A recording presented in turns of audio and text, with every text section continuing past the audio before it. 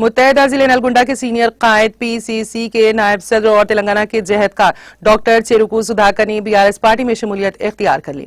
इस मौके पर बीआरएस पार्टी के वर्किंग सदर के रामाराव और रियासती वजीर हरीश राव ने चेरुकू सुधाकर रेड्डी को गुलाबी खंडवा पहनाकर पार्टी में खैर मकदम किया। इस प्रोग्राम में रियासती वजीर जगदीश रेड्डी, अरकान असेंबली जी सुनीता, चेरू मूर्ति लिंगैया, ग्लोकार ए सोमना और कई कायदीन ने शिरकत की। इस मौके पर मुनक्किदा तकरीब से बीआरएस के कारगुजार सदर के रामाराव ने खिताब किया। बताया गया है कि डॉक्टर चेरुकू सुधाकर ने बीसी कायदीन के मामले में पीसीसी सदर रेवंत रेड्डी के समेत कांग्रेस कायदीन के रवैये के खिलाफ एहतजाजी तौर पर पार्टी से इस्तीफा दे दिया।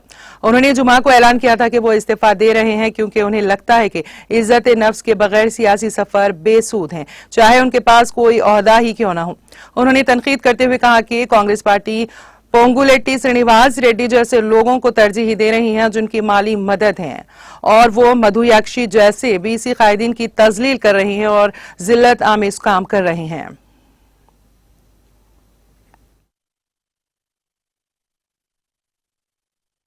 పేరు పేరున ప్రతి ఒక్కరికి హృదయపూర్వకంగా నమస్కారాలు। మీ అందరికీ కూడా స్వాగతం సుస్వాగతం। నేను సాధారణంగా ఇట్లాంటి మీటింగ్లకు వచ్చేటప్పుడు నా బిడ్డని అడిగి వస్తాను ఏం మాట్లాడాలి అని। అయితే నా బిడ్డ ఒకటే చెప్పింది, ముందుగాల నీకు మైక్ ఇస్తే తర్వాత చాలా మంది పెద్దోళ్ళు ఉన్నారు మంచిగా మాట్లాడతారని చెప్పి సపడే కూర్చో అన్నది। మధ్యలో మైక్ ఇస్తే అంటే నాకంటే ముందు మాట్లాడిన జగదీష్ అన్న మంచిగా మాట్లాడిండు, నా తర్వాత మాట్లాడే హరీష్ అన్న బాగా మాట్లాడతాడు అని చెప్పి కూర్చో। మరి ఆఖరికి ఇస్తే ఏం చేయాలన్నా? నాకంటే ముందు మాట్లాడిన హరీష్ అన్న మొత్తం చెప్పేసిండు, నాకు చెప్పేదానికి ఏం లేదని చెప్పి కూర్చో అని చెప్పింది। ఇప్పుడు నా పరిస్థితి అట్లే ఉంది, ఏం చెప్దామన్నా పెద్దగా చెప్పేదానికి ఏం లేదు, హరీష్ అన్న మొత్తం చెప్పిండు। కానీ ఒకే ఒక్క ముచ్చట, ఇక్కడ ఆడపిల్లల తల్లిదండ్రులు ఎంతమంది ఉన్నారు? ఆడపిల్లల తల్లిదండ్రులు ఎంతమంది ఉన్నారు? అదృష్టం ఉంటేనే పుడతారు ఆడపిల్లలు, ఇక్కడ కూడా ఉన్నారు, ఉన్నారా అక్క?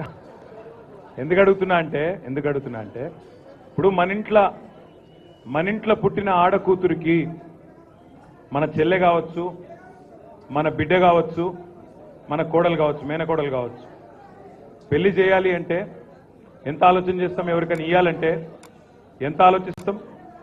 అన్ని చెక్ చేస్తాం। ఏ పిల్లగానికైతే ఇయ్యానో ఆ పిల్లగాడు మంచోడా కాదా, పిల్లగానికి ఏమైంది తమ్మి అది కూర్చోరాదు రాదు బై కిందికి। మీ నల్లగొండలతో ఇదే బాధ, చైతన్యం ఎక్కువ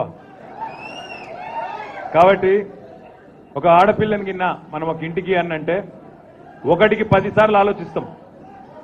పిల్లగాడు మంచోడా కాదా, పిల్లగానికి సిగరెట్ తాగే అలవాటు ఉందా, లేకపోతే పత్తాలాడతాడా, మందు కొడతాడా, ఇన్ని ఆలోచనలు చేస్తాం। మీ అందరికీ నేను చేసే విజ్ఞప్తి ఏంటంటే మన ఇంటి అమ్మాయిని వేరే ఇంటికి ఇవ్వాలంటేనే 10 సార్లు ఆలోచించే మనము ఈ రాష్ట్రాన్ని ఇంత కష్టపడి సాధించుకున్న ఈ రాష్ట్రాన్ని ఎవరి చేతుల్లో పెట్టాలనేటప్పుడు ఆలోచించాలన్నా వద్దా? దయచేసి మిమ్మల్ని ఆలోచించమని చెప్పి నేను కోరుతా ఉన్నాను।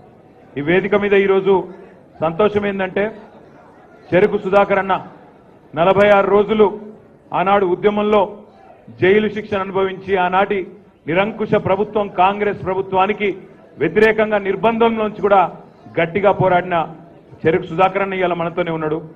సోదరుడు ఉద్యమానికి నాయకత్వం మొదట్లో